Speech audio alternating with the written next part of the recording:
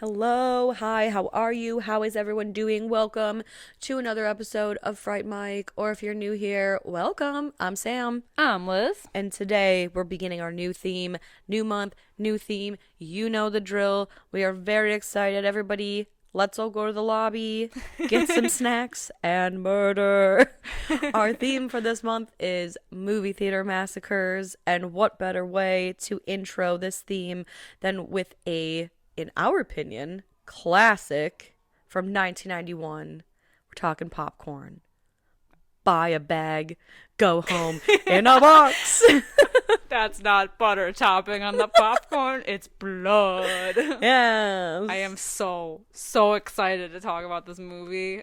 If you have not seen this movie, you need to see this movie. If you are a lover of horror, which I imagine you are since you're here, you need to see this movie because it's so much fun. Mm-hmm. Every detail about this movie is amazing. Yes. It's my dream. This movie is not the killing part. But everything else about this movie. Oh my god. I mean, we're going to get into it. I'm just going to be gushing the whole time. Not even about the plot, just about like everything else. Everything else. Oh my god, so good. It's a movie that you watch for the vibes. The vibes. Who cares about the plot, man? And the fun. It's almost like they had this idea of what this movie was going to be, and then they added the slasher element in at the end. Yeah. Which is totally fine. It's fine. Oh my god. I remember when you talked about this movie, like years ago, you had seen it. And I don't even know how I got into it. I don't know if you were talking about it, and like that's how I started. Like, I don't even know how I started watching it, but I watched it years ago, and I just like totally fell in love with it. Obsessed. So good. I had never heard of it before. And then I was, started dating my husband, and he was like, have you seen this movie called Popcorn? It's so good. And I was like, no, literally never. But the box is so cool. And we watched it in his room the one night, and I was like, this is just like, it's the funnest thing I've ever seen. But also, the bad guy is legitimately creepy. He is. But this movie overall, it just like has such a fun, spooky vibe. It reminds me of like, I don't know, like being at Fright Fest or like anywhere that just has like, it kind of reminds me of like Hellfest too. Like anything like overly Halloween themed or whatever. It's just like, it's a good time. Yeah, and this actually came out in 1991, which is crazy because I think that this was almost like the last of the string of like cheesy 80s slashers. Like if this came out in the 80s, I would totally believe it. Right. Like it's kind of crazy that it came out in 91. Like which isn't too far off, of course, but it has like those cheesy elements, but like they were still having fun making these like slasher movies. Definitely. And this one is so much fun because it takes place at a movie theater that just happens to have like an all-night horror-thon. But they have like all the gags throughout, and that's why it's like so much fun because there's like thought put into it other than just like the killings. Like it's not just like we're going to a camp and we're gonna pick everybody off one by one. Like it has like that, but there's so much more around it that makes it such an enjoyable movie. And I think it's interesting too that the audience themselves are never in any danger. Yeah, like they never realize what's going on around them. They're just here for the smell-o-vision. The smell-o-vision. Like they're here for the gags. Yeah. And the fun little things that happen in this movie, and I just love it so much. And I love that so many people that are in the audience dressed up in like a costume. Yeah, like they go all out. It's like going to Comic-Con. Like you are with your people, or we go to the horror conventions, and like everyone is like just so happy because we're like in our element. For sure. It like watching this reminded me so much, or like, I mean, I guess I've seen this, but either way, so like watching this, it like reminded me of when we went to go see House on Haunted Hill. Yeah. At our, not local, but like in the city. Yeah. Like yeah. the music box theater in Chicago. They did House on Haunted Hill, and they had like the floating skeleton, and then like in this movie they have the giant mosquito and the fly swatter and the can, like the bug spray, and like how we saw House on Haunted Hill, they had like people screaming and like a stretcher came to take somebody out. Like like the Emergo aspect of it. Yeah. And it was that's what William Castle like really loved doing for his films. Like the Tingler, he had like the shock chairs, like they have in this movie. Like it was like a true 3D experience. Exactly. And that's what makes this movie so fun, is that there's like 3 fake movies within this movie, but they're like so cheesy. Yeah. But the props go really well with them, so absolutely. I really enjoy them though. Like I would go to this event. I would want to host this event. Yeah. I think it would be so much fun to do. Mm-hmm. Like one day I'm gonna own a theater and we're gonna do this kind of shit all the time. 100%. Like every movie. We're going all out. Yeah. I'm in. I'll sell the concessions. I'm really good at that. Slinging popcorn. I've had 5 years of experience. You can man the controls. Ooh. On our giant mosquito. Okay, but I don't do well under pressure. If it malfunctions, I'm gonna cry. I mean, we were managers at movie theaters. I feel like we can handle anything at this point. Yeah, that's true. The first time something malfunctioned, I really freaked out, and then after that, I was like, "Oh God!" Dead behind that. All right, yeah. Oh, another projector went down. I feel like I got the repair guy on speed dial. I call him more than my own mother. Literally, so. They know me by it's like a nickname basis. Yeah, dude, I feel like that job is where I learned to smile without it hitting my eyes. I think I have PTSD, honestly. Yeah. Like I think too, that's something I noticed like this go around watching this movie, is like how well everything works out for them. I mean, like other than the murder and all, like the actual technicalities of what they're trying to do, like the event they're trying to host, how it all goes so well. But I've worked at a movie theater where things haven't gone well, and I think I had like PTSD from that. I was like, this really worked out for them. Because the masses, man, when it's good, and when it's bad, they riot. Yeah. It's not even like, oh man, that's like whatever. That's a it's bummer. like, off with this head, oh motherfucker. They're gonna burn the place down. Mm-hmm. Yeah.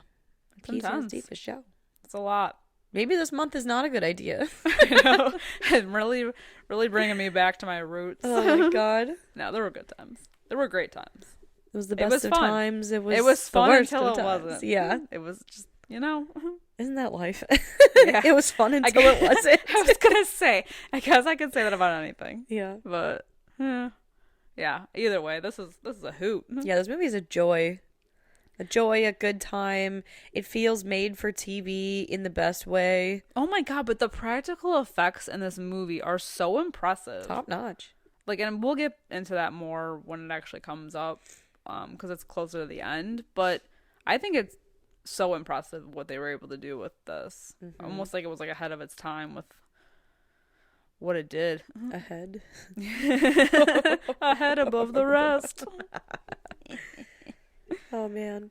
Oh my God. So we open up the movie with, I didn't even do the scores, which I don't even want to, because scores are trash for this movie. They're so trash, man. Everybody give this movie a chance. If you've already seen it, give it another chance. Please give take it a higher back. score. I don't know why I started having an accent. Give it another chance. Please. What's next? See? All right. IMDb 5.9 out of 10. Honestly, that's not bad for IMDb though. But this has a 38% on Rotten Tomatoes. It's this movie on Blu-ray and VHS. I know, right? This movie is higher than Monkey Bone though. I think.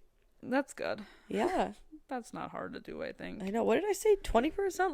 Let me look back at the old last notes. week's. Yeah, 20% for Monkey Bone. So at least this, it's this one's more fun for sure. It's more palatable. And it has Jill. What is her name? Schofield? Is that Schofield? Yeah, whatever. I don't know, but all I know is that she dated Brad Pitt back in the 80s, and good for her. All I know is she was in Babes in Toyland with Drew Barrymore and Keanu Reeves. Incredible. Oh my God, amazing. And this movie has Eric from Phantom of the Mall, Eric's Revenge. One of my favorite movies of all time. It was his revenge. Okay, that's also a fantastic movie, and I don't care what anybody else says about it. I won't hear any, like, you. I'm not taking criticism on When someone Phantom talks of the to me, Mall. no, like, if you give me a bad critique on Popcorn or Phantom of the Mall, Eric's Revenge, it's like, the bad goes in, my brain changes it to good, and then it just goes out the other ear. It's I'm like, a filter. yeah, exactly.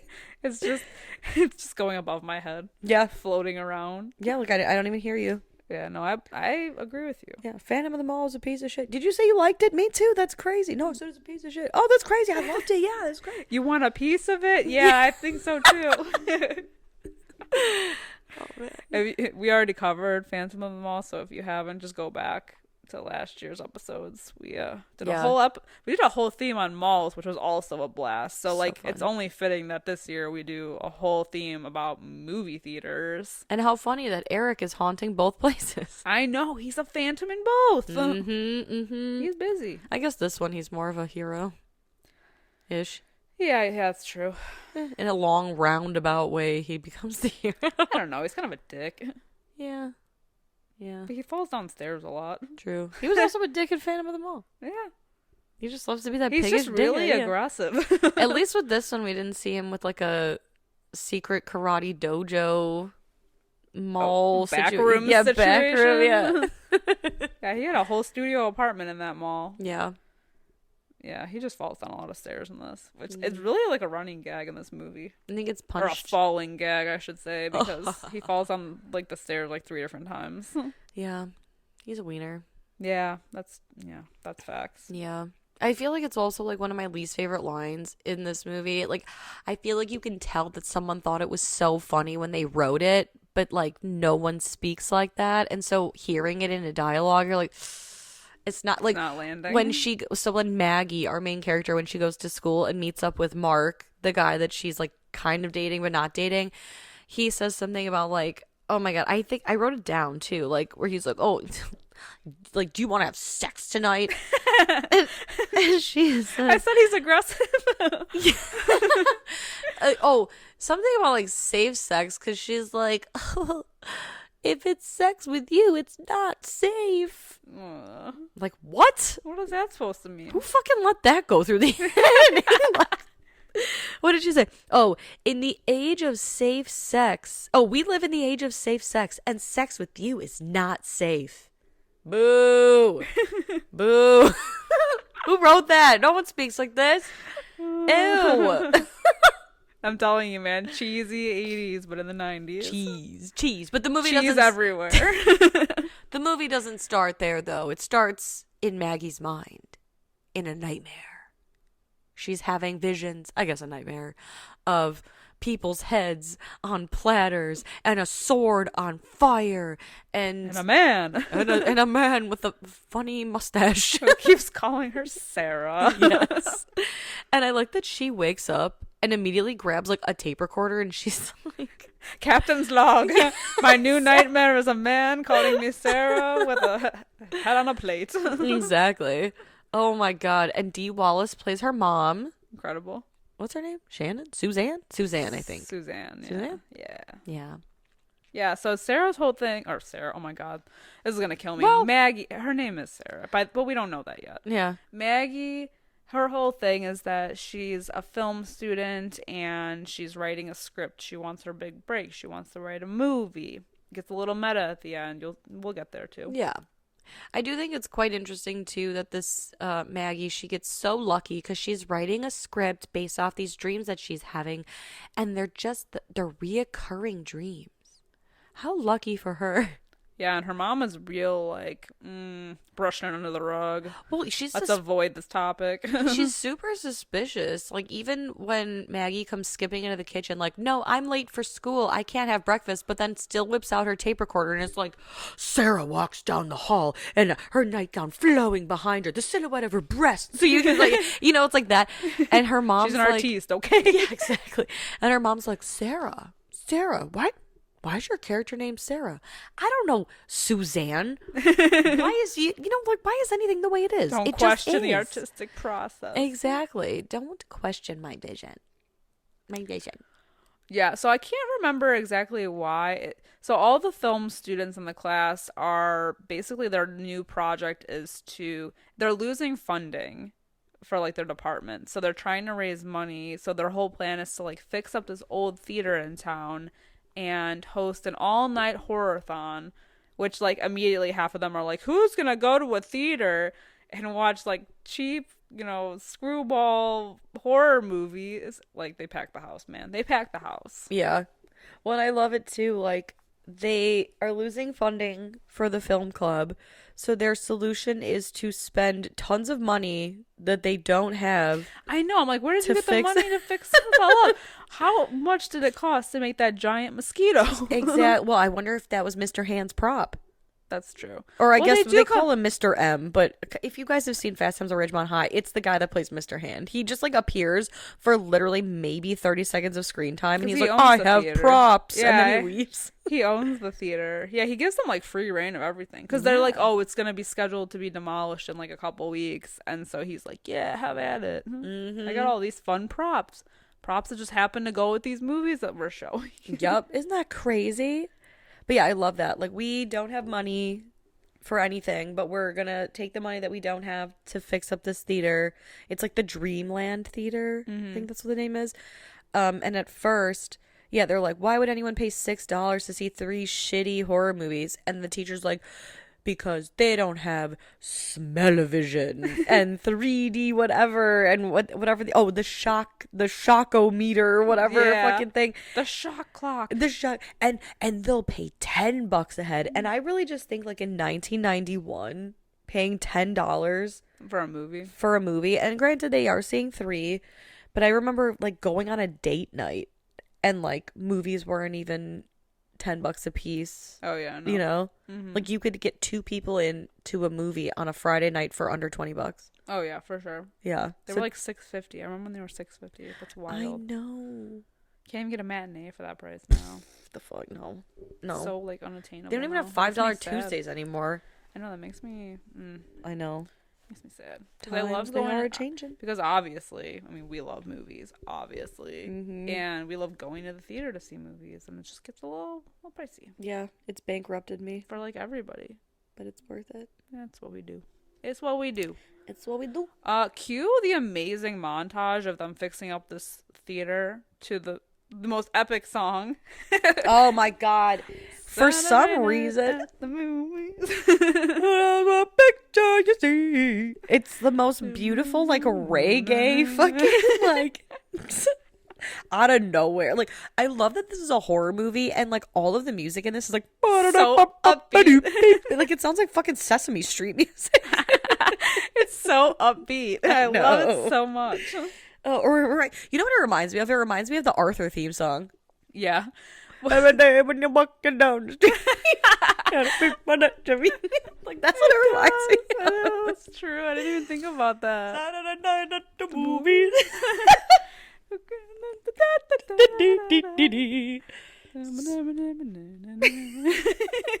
I wish we could play it on the I know. podcast. I know. I totally would. I wish I could sing it all. The whole know. thing. I don't know the word. I'll look it up real quick. No, I'm just kidding. Yeah, so they put a shot clock in, which I love because when it goes, wait, what does he say? Oh my god. I know. I don't remember. Oh my now. god, I think I wrote it down, but like later. Okay, we'll get to that. Yeah, so they put a shot clock in, which tells you like when the next movie is gonna start, and they put odor bombs in and shock chairs. Mm-hmm. But while they're cleaning, they find an old film called Possessor. Possessor. Yeah, like It's- up in the projection booth. It's so funny because they literally pull the reel out, and it's like it looks like a short film. There's not a ton to it, and I mean, I guess I don't know. I guess it was 91. What do they know? But see, to me, I'd be like, that's a cursed object. I don't know what that is, and who even knows? It could have been like porn or something. But I mean, everyone, it kind of shaped up to be that way, like in the beginning of it. yeah, and everybody was like, put it on. Especially with their teacher there. Yeah. You know what I think is the funniest part too is that so in their group there's a guy named Toby who I don't know, he's just like he's the kind of guy you'd be like, "Oh yeah, you would be in a film class." You know what I mean? Like a film nerd. Yeah, you would be Yeah, a he's film nerd.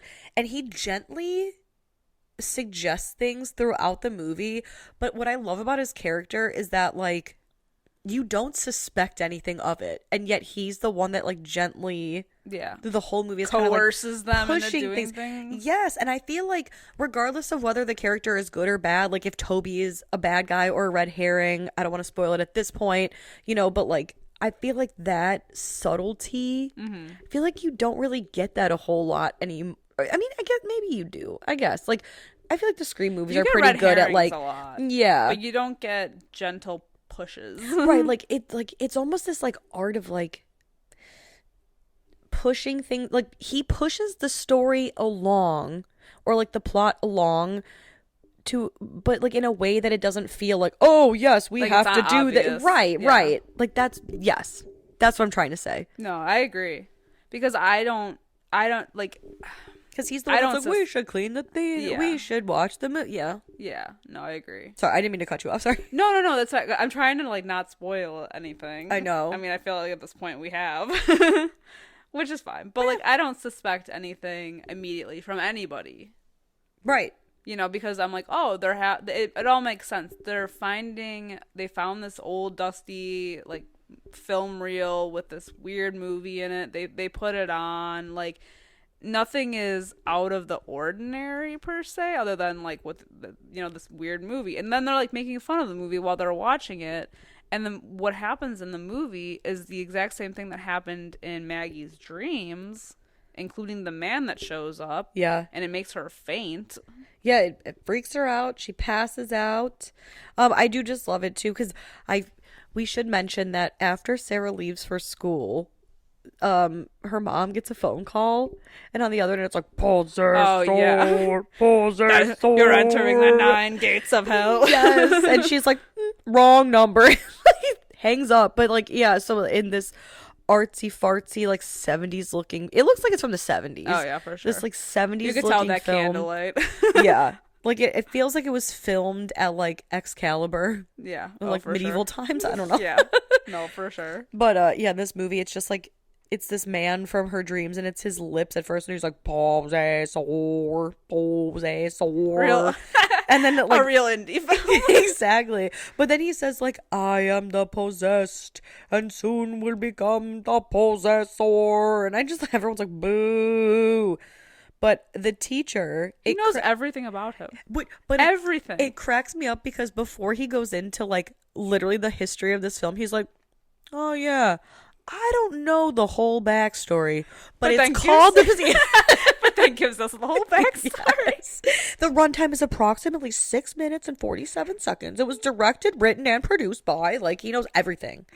Yeah, The it whole was lore. made by a man named Lanyard Gates, who was an avid film buff / director who started a cult, but was a huge failure and he was trying to shoot his like last scene of his movie, but there was like an incident that happened where he killed a family on stage. Yeah. All this shit, I don't even know. Well, so supposedly he filmed the whole movie, but purposely didn't film the ending. So that way when he showed it, when the ending was happening, the film cut, and then it cut to him killing the people on stage. For realsies. Yeah. So disturbing.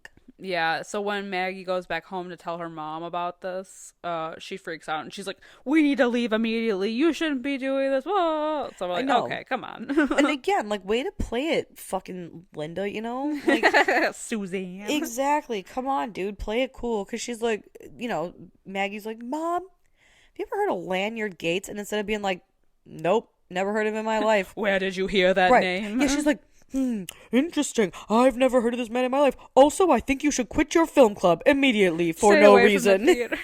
Yeah, exactly. We're leaving town and we're never coming back. I'm like, what? And this whole scene with her is so weird. So, like, the mom gets a phone call again from the same, 9 gates of hell dude. And so they're like, he's like, oh, we need to meet in person. So she drives to the theater that's, like, already, like, ready to go for, like, that next night. And it's like the letters fly off of the marquee and, like, almost hit her. And she gets, like, a phantom ticket sent out to her and the door opens. It's like all these like spooky things that happen, and she goes in and she's like, and then the movie starts playing again with him on the screen. Yeah. And she's talking to him, but like someone else is in the theater with her, and she just gets like basically like dragged backstage, and we like don't see her for like a good chunk of the movie, like basically till the end. Right. So you think she's dead? Right. I do just think it's funny that she brought a gun to like a spirit fight. Yeah, right? Yeah, Like, what the hell? She whipped out her fucking 6-shooter. What were you hoping to accomplish here? No. Like, oh But my she, god. like, knew it all, like all the shit that was going down. You know, I feel like you gotta do like the reverse psychology thing on these kids. Like, I feel like she played it all wrong. If she wanted Maggie to stop asking questions about Lanyard Gates when she was like, "Do you know who that is?" I would have been like, "Yup, he was a wackadoo and a half. He might be after you. Well, I would have been like, "Yeah, he made some crazy movies, and honestly, like, not a big deal. Like, homeboy died, and like that's it. Like, why? Yeah. No big deal. Why? Why do you ask? That's so crazy." My biggest question I is, feel like they lose interest then. well, yeah, that's true. But my biggest question is, who made her breakfast the next morning? Nobody. There The was bitch breakfast. was starving. There was breakfast on the table. Oh, well, Who made that? maybe If the mom was gone, Toby. broke into her house, fried up some eggs, and left them for her. That Yeah. sounds like a lot. He's upset. Well, he needs this movie to go off without a hitch, and he needs her to show up well fed and in a good mood. I don't know. I mean, when we walk into Toby's apartment later, I just find it fascinating that it is literally like a serial killer's den. And the Oh, yeah. landlord knows about it, and he's like, "Oh, you should see what he keeps in the bathtub. It's people's faces." Yeah, are you gonna? You didn't think that's weird? It was the 90s. No one cared. Not gonna report that? Like, Everybody has people's Okay. faces in their bathroom. oh my god, there's literally like pictures of people with scissors through them, and he's like, it's really weird art. He's just but, he's just a quirky guy. he pays all his bills, so what do I give a shit? Okay. I mean, they're typical landlord landlord pieces of shit. Yeah. They paint over cockroaches. I mean, like, they don't give a shit. I bet he saw all the weird shit, and he just thought, "Ooh, I'm collecting that deposit." Yeah, exactly. Look at all the holes in the wall. This motherfucker ain't never getting his money back. This is amazing. Nope. Oh Lord. Yeah, I didn't even. In all the times I've seen this movie, I never noticed that there was breakfast. There's breakfast the next morning. Who made her eggs? That's what I want to know. I don't know. The ghost of a father. And then they wrote the note. Yeah. Like, congrats on your big night. Love, Mom. Right, it all happens tonight. What the fuck? I don't know. Yeah. I don't know. It's weird. Toby's a weird guy. You know? I feel I most medium suspect Toby did it. Yeah, I mean, same. Mm-hmm. But, yeah, so tonight's the big night. It's great because everybody shows up in costumes, including those aliens. Yeah, I do love that. Yeah. There's a guy who's wearing a separate head that other can two head guys? puke. Oh my god. And they hand out 3D glasses and those nose guards. They look like safety pins. Yeah. For the smell-o-vision. Oh, I love it so schmell-o-vision. much. But the crowd is so rowdy. I love it so much. It reminds me of like going to like midnight shows. Yeah. Yeah. Like when you like would like wait in line all night and like People were everybody dressed was up like Harry yeah, Potter yeah. or, yeah, like Twilight, I guess. yeah, like Lord of the Rings, Star Oh. Wars, like so good. Yeah. What a time. Batman. What was it? The Dark Knight. Everyone dressed up. Yup. Yeah. Everybody had like really cool cosplay going on. The amount of Jokers I saw for the Dark Knight that were walking around. Mm-hmm. Insane. Anyway. Yeah, so Maggie is at the ticket booth and there's a mystery man who approaches her. Who is like very obvious, like with the voice. Yeah, I love that. The Two voice. tickets to Possessor. I mean the horror-thon. Thank you, Sarah. I mean. I mean Maggie. Yeah. Oh my god. It's like, I feel like it's that kid that wants you to know it's his birthday without saying like, it is my birthday. You Yeah, know? right. Oh my god. Okay, I finally found it. When the shot clock screams, the movies beam. Like, wow. I love it so much. Love It's so it. cheesy. If somebody said that to me, I'd be like, did you have to? Yes.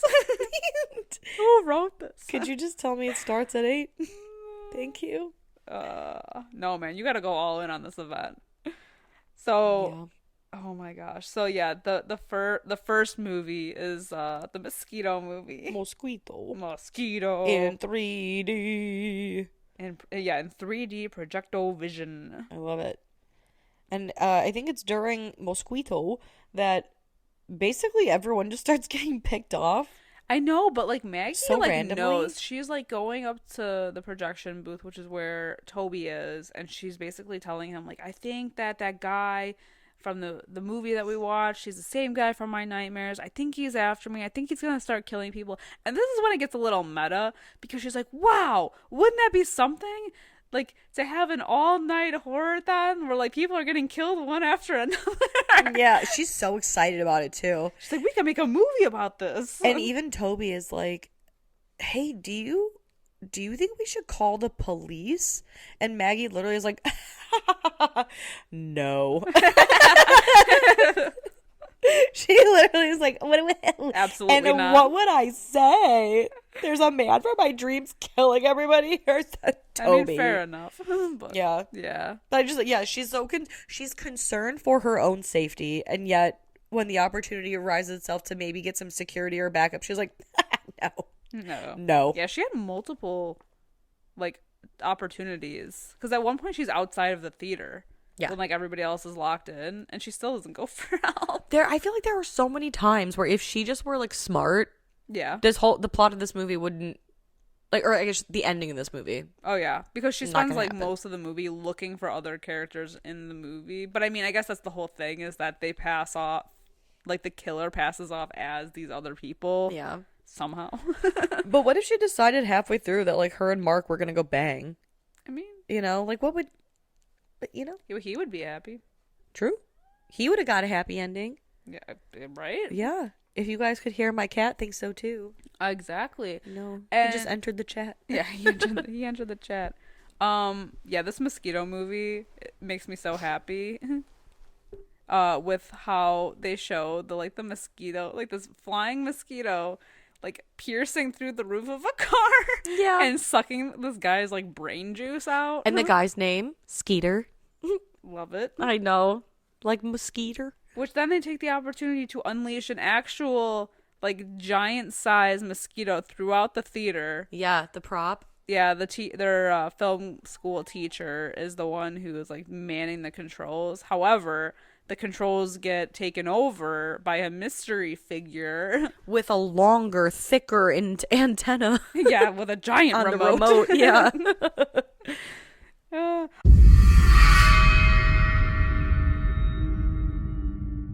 Hey creeps, looking for more frightfully good content? Head over to our Patreon at patreon.com/frightmicpodcast to help support the show. We have current movie reviews, spooky cocktail recipes to match our theme of the month that you can enjoy if you're 21 and over. Or not, I'm not your parent. For legal reasons, I must say this. We play games, trivia, literal fright fights, and much, much more. If you head over to patreon.com/Fright Mic Podcast. Again, patreon.com/Fright Mic Podcast. You can find everything over there. And again, it is a great way to support the show. We greatly appreciate it. And we love you guys. Bye. Bye. Oh my god, but my favorite thing about this whole scene is like, so the mosquito is still like flying above the crowd and they're like loving it, and then those people come in with the giant net and the giant can of repellent. I know. I love it so much. That's what like took me back to when we saw the House on Haunted Hill when they came in with the stretcher for like the dead body or whatever, and it was so funny. so funny. I was like, man, they need to do this shit more, like prop comedy during a movie. I love it. So good. Oh my god, I would have so many ideas of things we could do. Yeah. Oh my god. Someone give me money to buy a theater and I'll make it happen for all of us. What's a startup? I know, yeah. GoFundMe. Yeah, exactly. You can all visit. But it's funny because this mystery person who whips out like an industrial size remote control. I don't even know how it takes over the mosquito. Turns the mosquito back around and like full sends it into the teacher. Impales him. And for being a prop, it has the sharpest, pointiest little mosquito nose ever. Yeah, it impales him. Yeah. And then the body gets dragged away. Yeah, but we see in like one of the back room areas, like a full like table full of like molded faces. Mm-hmm. So that, that's interesting. Yeah. You're like, what the F's going on there? Yeah. So the next movie is called Attack of the Electrifying Man. It reminded me of Shocker. Yeah. Yeah. Which is I just love that like not they great. show like full scenes of these movies Yeah. in this movie. It felt very like Scream 2 seeing Stab. Yeah, exactly. Mm-hmm. Right, this movie was like, oh, I know. it's ahead of its time. No, maybe that's where Scream 2 got the opening Like the idea. inspiration. Ooh. I mean, I could believe that. Maybe. Yeah, the shock. And I think it's around this point we find out Tina, so the busty blonde from class. Who's definitely a student fucking her teacher. Yeah, for sure. Because she goes to what's his face, who's running the shock. Oh, Why am I having a Bud. hard time talking? Yeah, Bud. And he's got the control panel Yeah. that shocks all the seats. And Tina's like, have you seen Mr. Davis? Yeah. And he's like, I don't know, but if you see him, can you tell him that I'm having technical difficulties because I need to figure out how to turn all of the seats on at the same time instead of just like targeting one by one for the shocko meter, whatever the hell. So she finds Mr. Davis, who looks like Mr. Davis, and they start like making out and everything. Yeah, it's so gross. And she's like, everybody always wonders how I get straight A's. But it's so gross because then she tries to pull away and part of the teacher's face comes off on her face because it's not really his face. It's a mask and the face underneath is horrifying. Yeah, really disfigured man. Yuckies. So sick. Oh my god. So then at this point Maggie and Mark are like looking for Tina and looking for the teacher. So they find Tina, or who they think is Tina, but it's really just the killer puppeting Tina. Which honestly is both, like, it's equal parts funny and creepy. It is. Because she's kind of in shadow a little bit. Yeah, so you can't really see her, and you can't see him who's standing directly behind her. Yes. And her body movements, like, her body is standing so erect, but her limbs, you can tell, are kind of like a little floppy. And something just doesn't look right. But I do love that she's like, I think he's in the projection booth above the auditorium. And they're like, okay. And before they walk away, Mark's like, Tina needs to eat more. She looks like shit. He's such an idiot. Oh man. Yeah, so they go that's when they go find Bud, right? Yeah, they're running all over the damn place in this movie. They go from like one place to another. The whole movie feels like a Scooby-Doo thing because, like, even at one point when Maggie goes up and is like, Toby, I think that man's following me, you should check it out, and he's like, I have to run the projection, like the film reels and all that, and she's like, don't worry about that. Toby gets locked out of the building, then somehow he's back in the building, and he's like upset that he got chased. But I just love that they send the one man who knows how to work the projection booth out into the world. I know. And yeah, there's because this, they gotta switch movies. of course. And there's like this whole thing about like, I don't even know. There's just like a lot of running around. There's a lot of running around because then her and Mark end up outside at one point and they have to get back in. Mm-hmm. Which I love that they act like it's such a big deal. Yeah. But really, like, if a movie theater has an exit like that, shouldn't it lead to a point where you can get back into the movie theater like from the front doors easy? Yeah, because they kept saying everything was locked. Yeah, well, and it's because they're like, we gotta hop a fence, and there's there's barbed wire on top, and there's a Doberman that's evil. If you, like, I think just from working at a movie theater, I just know all exits lead to the parking lot. Yeah. And the parking lot, you can just walk around the building with ease to go through the front again. Yeah. I don't understand why they have to go through, like basically jumping through hoops to get anywhere near, like, why do they have to hop a barbed wire fence with a dog to get to the front door of the movie theater? You know what I mean? No, the only thing I could think of is that this is like a city. And it's like harder. Like maybe there's a back alley. I don't even know. Because we're used to like suburban type theaters that are all open. I guess. I don't know. Perhaps. It doesn't make any sense either. But Mark is the kind of wiener who would be like, I went uphill both ways to get here. Of course. Like, he's just a whiner. I feel like they only did this whole, like, we gotta hop a fence with the Doberman, blah, blah, blah, so that way we get the gag of, like, Mark coming in with his pants ripped. Yeah. He's like, oh, man. The dog bit me in the ass. Yeah. Oh, shucks. Yeah, so, like, they end up coming back through the front door. And we didn't even talk about the fact that Mark came to the movie with another girl who ends That's up just, what I'm like... saying. He's sleazy as fuck. Yeah. Oh, no, I don't think he's a good person. Oh, no, but, like, he's not a good person, and he gets punched in the face, so it's deserved. Yeah, for sure. Yeah, at some point, Bud, who is doing the controls for the shock seats, which he, like, goes off. He has, like, a great time with that, because everybody gets, like, shocked in the theater. He gets electrocuted himself. Yeah, because, quote-unquote, Tina comes in, and she straps him to his own wheelchair.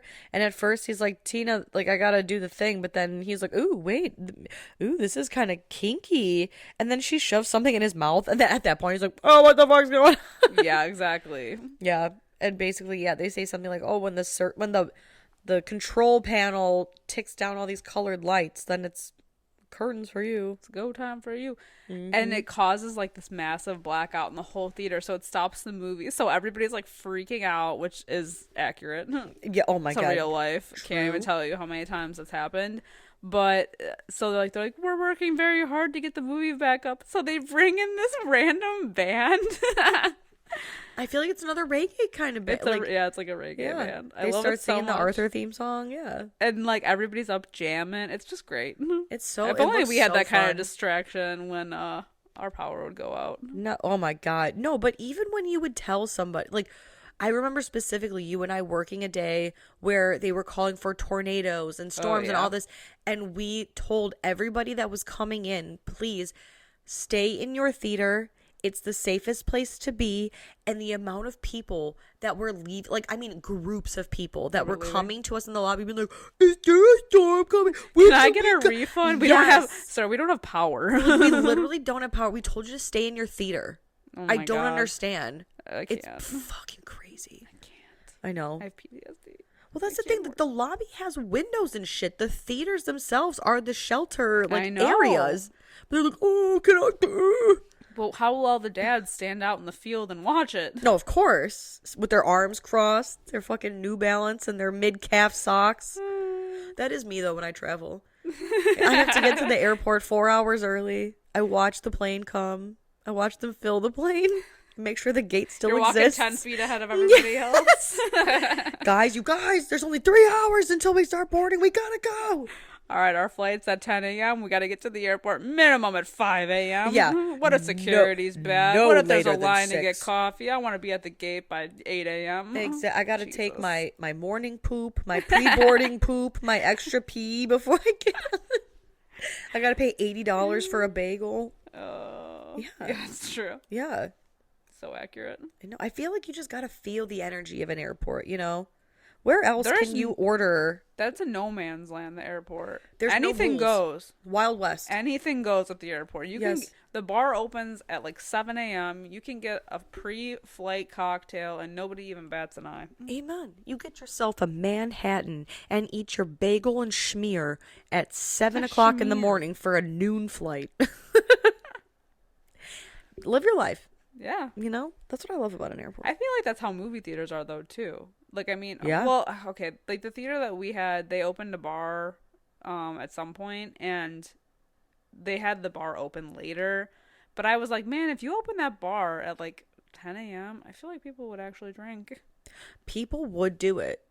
People would do it. Brunch is a thing. They'd open the kitchen at like 10 a.m. that had like burgers and fries, and people would buy it. Let me tell you, it's no man's land. No one cares. If I can get a pound of cheese curds at 9:30 in the morning, I can get a mimosa. Yes, exactly. I should be allowed a mimosa. It's a no man's land. Mm-hmm. There are just certain the rules great don't equalizer apply to different places.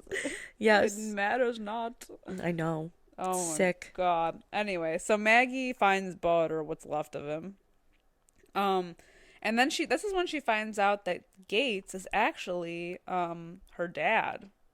Yeah, she like discovers that out of nowhere. Yeah, like that's why like I don't know, man. I don't know how much I like this other storyline. I know. Like that's the thing. Like this movie is so good for the vibes. Like I feel like it's kind of like maybe like Mona Lisa and the Blood Moon. Like I watch it because it's dripping in vibes. Oh yeah, for sure. And then the story is very secondary. It's like a sad story, but like I watch it because I'm like, oh man, yeah, the vibes of it. That's so cool. It's kind of like this. She just like remembers, like her memory is jogged. She's like, oh, I think that Gates, the man in my dream, is actually my dad, and Suzanne is actually my aunt, and like this And whole my thing real happened. name is Sarah. Yeah.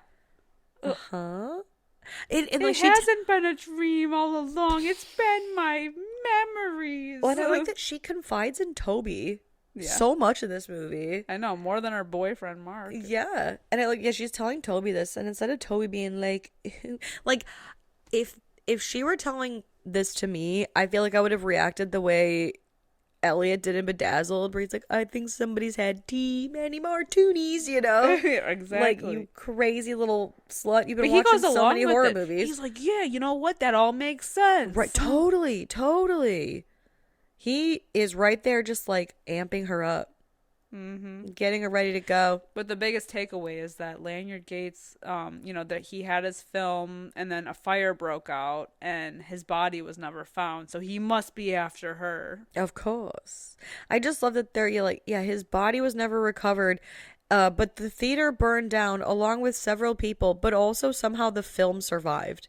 Yeah, and her aunt pulled her out of the fire. The film, which was highly flammable. Yeah, and the aunt, what the fuck was the aunt doing? Because we see like all of this happening in like a flash. Well, was the aunt part of the film cult? Because I feel like she came out of nowhere. Like they said that Maybe she Sarah just / Maggie's mom was like was in part it. of the film cult. Yeah. And then like they show this whole horrific thing happening of the mom getting stabbed and whatever. And then Dee Wallace just kind of comes out of nowhere and is like, yoink. Yeah, I don't know. I don't know if she was part of it or if she was just like, I'm going to rescue this child from Right. all of you horrible people. I don't know. Because like where was the cult security to make sure that this all went off without a hitch? Cults always have security. They always have at Cult least security. like they got some kind of muscle, you know? Right? Yeah. I don't know. I've seen enough cult stuff to know. I don't know. Yeah. I don't know. Yeah, I don't know why all of this just like comes to her. I don't know, but it doesn't matter because Toby is like, hey, I know you just had this big revelation, but we got to get the power on. Do you want to come with me to this sketchy basement? Cellar basement? Yeah, the circuit breaker's down there. And even though she feels like someone's after her, she looks at that cellar door and is like, yeah. This looks good for me. Yeah, I'll go down there with you. Yeah. And Toby, the blundering idiot, he's got a flashlight and he's like, oh, I'll just lean into this. Falls down. And she goes after him. Yeah. And the cellar door slams, so it's dark. And this is when we get the reveal of the killer. It's Toby. Is anyone surprised? I feel No. like the first time I watched this, I was a little surprised. I was a little surprised. Just because, I'm thinking, first of all, why? Because I'm looking for a bearded man named Lanyard Gates. Of course. And then also just the fact that he was like a fellow student of her, like a fellow, you right. know? It was like a really long con. Yeah. Like a really long con. Because he seemed so normal. He seemed like he didn't really give a shit about her and her problems until like he did at the end. Mm-hmm. He was more so like nerding out. Yeah. And it's like, it's so funny to me. The commitment to the bit, you know, like his journey of, so he basically explains to Sarah that, or / Maggie, that it's true. Sarah was Lanyard Gates's daughter, right? Yeah. That's true? Yeah, that she is the daughter, and that there was a fire, and her aunt Suzanne Dee Wallace pulled her out of the fire, but left him and his mother behind. So his mother died, and he got severely burned, which is why he's so disfigured. So he has been making masks, like molds of people's faces, and wearing them to avoid being horrifying everyone. I don't know. Yeah. And he also has a special voice box that can change his voice from male to female. So he said he even calls himself something. He's like multi-sexual or something. Yeah, it's true. I'm just saying. It's really true. There's a mask and everything. And a mask and a voice changer. Yeah. And he's after somebody that fucked him over from the past. But it like really makes no sense because like Maggie/Sarah is like, yeah, you were a kid and that sucks. But like I was also there a kid. too, Like, and I had no control over anything that was happening. But what's the coolest thing about this scene is like while he's explaining like everything that like all this like exposition and backstory of all this, he's changing his face out and like he's putting on like a fake nose and like the contacts and everything, and it just looks so cool the way he's like he has these molded faces and is changing them out. Like the effects look so cool. It looks like if you guys remember when we did Repo the Genetic Opera, if anybody watched that movie, Pavi, his face, how he attaches it with those like clips. Pins, yeah. It's kind of like how Toby's doing it in this movie, but it's so like him without the mask and the contacts. He just looks so creepy because he has this like burnt like Freddy Krueger, and he's got these yellow red eyes like they look like little like I don't know, eggs. You know what he looks like? He looks like a mix of like Freddy Krueger meets like Dorian from The Mask. Yes, he totally does. Like I get that heavy vibe, especially the eyes. Absolutely. He just looks so menacing and evil. And I remember that, like, I remember watching this for the first time and thinking he really creeped me out. And he's still creepy to look at. Oh, but yeah. it is very cool how he's got the pins and like when he's talking to her at a certain point, like the flesh from the sides that's still unattached is like hanging. Yeah, like freely. the ears are hanging out. Yeah. And he's explaining to her that he wants to basically like recreate the events of that night, but having them go as they like normally should have before the fire. And it's so sad because he explains that he wants to do this because if he does this the way it's meant to, then everything will be right in the world. Which, like, obviously we know that's not how that goes. But it's just like, that's how crazy he is. And it's so sad. Mm-hmm. And he wheels Suzanne out, who is in fact still alive, but isn't in like this full body cast. So she's just like there. Yeah. And also we should mention that they started the third movie because they got the power back up. Yeah. And it's the aroma. What is it called? Not Aroma Vision? Sure. Something? Yeah. I don't know. And it's oh my god, what is the movie called? I can't remember. It's some kind of stench something. I think it's just called The Stench. The stench. The ball And everybody of eternal pulls out, stench. And everybody pulls out their nose plugs and they like pump in like that gas. Yeah. That odor. So gross. Odor vision. I wonder if that's what it's called. Odovision. That could be. Oh no, it's Aroma Rama. Oh yeah, Aroma Rama. Oh my god. The longest name in history. Yeah. Oh my god, so good. Yeah, I forgot to mention that. They did start the third movie. Yeah, so while all of this is going on, the masses are once again being entertained. And also in the meantime, Mark, I don't even know what the fuck Mark has been up to, but he's fighting with that girl he brought from in the lobby. Yeah. And there's still two people, like, so basically everyone that set up this film festival is dead, with the exception of obviously Toby, and Maggie, and then Cheryl and Joni. He randomly leaves to go kill that guy in the bathroom. Yeah. I don't know. He leaves Sarah tied up. What's his name? The guy that dies? Yeah, is it oh god. Leon, I think. Yes. And he dresses up as Leon, which is kind of funny. It is a funny scene because Leon is peeing at a urinal and someone goes to the urinal right next to him. And you can see just like the feet down and they're wearing the same thing. And so when Leon looks up and sees himself and he like creepily smiles and then he's like, so Toby as Leon then turns and is just peeing on Leon then. Yeah. It's fun. Oh, and then so Leon, the real Leon gets locked in a stall with like a pipe bomb. I don't know. He gets exploded. And what's his face? Oh, because I think he comes back and Joni and Cheryl see him, right? Yeah. Somebody sees him and they're like, oh, what took you so long? And it's like, I had gas. I don't know, something stupid. Yeah. And I think, okay, Mark goes to his apartment. Yeah, because before... He goes to Toby's apartment. That's when he finds, like, the weird shrine and all the molded faces. So and weird. He talks to the weird landlord who's like, nah, I'm just getting my payment and ignoring the rest. Yeah, and Mark, who's like an actual dum-dum, he just is reading headlines in newspapers and kind of taking in the scene. And he's like, ah, yes, I've put all of the pieces together. And he runs back to the theater. Yeah. And while all this is happening, Toby basically like undoes the reel for the Stench movie and puts on Possessor instead. So everyone's like, boo! Yeah, boo! And so they're behind the movie screen, right? Yeah, At first. he puts Sarah/Maggie in the body cast. It's an Iron Maiden that has like a dress over it. Yeah. And he even makes like an Iron Maiden joke too, which is corny. He's like, oh, is this what you... Something about like, is this what you thought when you said you liked Iron Maiden? I don't know, something stupid like that.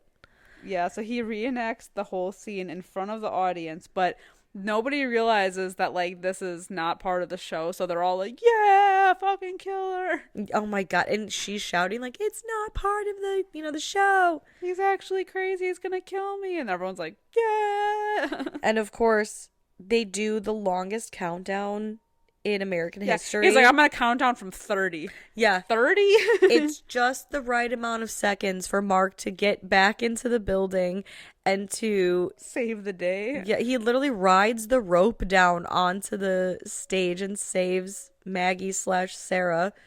And with like all this commotion and everything, somehow the mosquito prop from before gets let loose and relaunched, and it pierces Toby. Which they still think is part of the show, so they're all like cheering as he's like, his dead body is swinging around. And I do love that we do get a POV shot. Like, it's almost like we are the mosquito, because like the body of Toby is swinging and we're just with him. Yeah, watching him die. Yeah, it's a cool shot. Oh my god, amazing. I love it so much. I know. Yeah, and then of course somehow at the end of the movie, despite the fact that the audience didn't know that he was dead, there's like a bunch of police and ambulances to take away the dead bodies. I feel like these kids will never work in this town again. That theater will be condemned. Yeah. What a night. And Sarah/Maggie ends up with Mark. Blech. Boo. Boo. If I survived a night like this, I wouldn't be with Mark. I wouldn't be with anybody. Exactly. I'd be with my therapist. Yeah. That's all you need sometimes. Yeah. I'd drop out of school. I'd get a job as a telemarketer, like Sydney, with a fake name. Yeah, right. Yeah. I feel like she didn't, like, there was at no point in this movie, other than when she was in the full body cast, that Maggie / Sarah was like ever like, oh my god, we're all in danger. Like, she was the most level-headed final girl I've ever seen. Is it because she's like half oblivious? I think so. It's so easy to be calm, cool, and collected when you literally don't know your life is being threatened. Like, she's like, oh, cool, my friends could possibly die. Like, the killer could be coming in and killing people one by one. What a great movie idea. I think that would work great for my script. She even says it at the end. I Something know. about, like, wouldn't this be a fun movie to make? And she's like, oh, geez, my head's always stuck in movie land. And then they ride off into the sunset. Yeah. Jesus. I love it so much, so I don't care. I do, too. Like, that's the best part of this movie is like some of it doesn't make sense and I don't even care. The cheese. Yeah. It's amazing. It's so good. Oh my god. What a great movie. I know. It has everything you could ever want. Now, what are you going to rate it? I feel like I know. Man. Okay. I don't even know. Oh. I just said I feel like I know. I don't even know. I want to give it a 5 out of 5 so bad. I just don't really care for the backstory all that much, but I get that that's the point. I just feel like they could have had like a stronger backstory for like why he's killing them. So I don't really love that. But at the same time, how fun this movie is kind of just like overrides all that for me. Yeah. Because it's something that like I would definitely go to. I would love to like be a part of creating something like that. And it's like right up my alley, especially because I worked in a theater. like, and so have you. So like, we know how fun it could be. But yeah, I think. I mean, I'm gonna go 5 out of 5. All right. How about you? I'm gonna go 4 out of 5. Well, yeah, I'm gonna go 4 out of 5. I feel like I feel like it's a fair, Yeah, no, like, I feel you. I also want to give it a 5 out of 5 just for the vibes, but Yeah, but the backstory, man, that's why it I almost said kills it. 4.5 out of 5 because I'm like, oh, but the backstory is like not great. I know. It's still a fun watch regardless. It's a good, it's a good group watch. Yeah. Oh yeah, so much fun. Like we Yeah. showed all of our friends this movie and they loved it. It's so much fun. It's so much fun. It's fun to laugh at. It's like a good slasher. Honestly, for being a slasher, somehow it's still like partially a feel good movie just because they're having so much fun Yeah. up until like a certain when the murders begin. But even the murders are kind of goofy. And even the in between murder, like in between the murder scenes, like the kids are still goofing off and having fun. Right. Like it's not like it's so serious and that like it's not like a Friday the 13th movie where it's literally just we're watching people get killed one after another. It's like we are watching that, but there's so much filler in between that's so much fun. Right. Like instead of it being tense in between scenes because God, you don't know who is going to get killed next or when it's coming. It's like everyone's laughing and having a good time and then ooh, it just so happens that this guy got killed. Yeah. Whoops-a-daisy, but then we're back to laughing. Right. Yeah. It's like a lighthearted slasher. When the shot clock rings, the movies beam. Exactly. Yes. Yeah. What a fun time. It's so much fun. I'm so glad we finally did this movie. We've been wanting to too. talk about this movie for so long. I know. Ah, We finally found a home for it. I'm happy about it. I know. Go see it if you haven't. I mean, you already know who the killer is, but go watch it anyway. But still, it would still be kind of fun to watch even if you knew who the killer was because again, it's the subtlety of the line deliveries where it's so good at the way he's like, I think we should do this and like, well, why not watch the movie? It's like, oh, you son of a bitch, you've been up to this the whole time. Well, especially because of how crazy he ends up being in the end. Yeah. And you know what's funny? This movie goes to show that there really is someone for everyone because even Toby, the nerdy movie guy / evil serial killer, that girl still likes him. I know. What's her name? Joni? One of them, yeah. Yeah, what's the one in the nurse's costume? Yeah. Yeah. Yeah, Joni. She's like, because Toby goes to kill her. Mm-hmm. And she's like, do you think Toby likes me? I'm just in love with him. And I feel like he's clueless. And then Toby's like, God damn it. Like, he literally goes back to where Sarah is like tied up and he's raging about how like right. he's like frustrated now. Yeah. So funny. So yeah, please go watch this if you haven't. If you have seen this already, please rewatch it.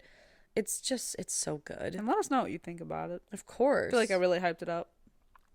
But it was deserved. It was well deserved, yeah. Yeah. Yeah, that obviously these are just our opinions on Popcorn from 1991. If you guys have an AMC Plus subscription, it is currently streaming on there. It used to be on Tubi. I know it did used to be on Tubi. I think is it on Shudder? It may be on Shudder if you guys have Shudder. Yeah, I think it's on Shudder. Double check that too. But let us know what you guys think over on our socials. If you do not know where to stalk us, we are on Facebook, Instagram, Twitter, TikTok, Discord, all those platforms. You name it, we're probably on it. Please come chat with us, especially over on Discord. It's so much fun over there.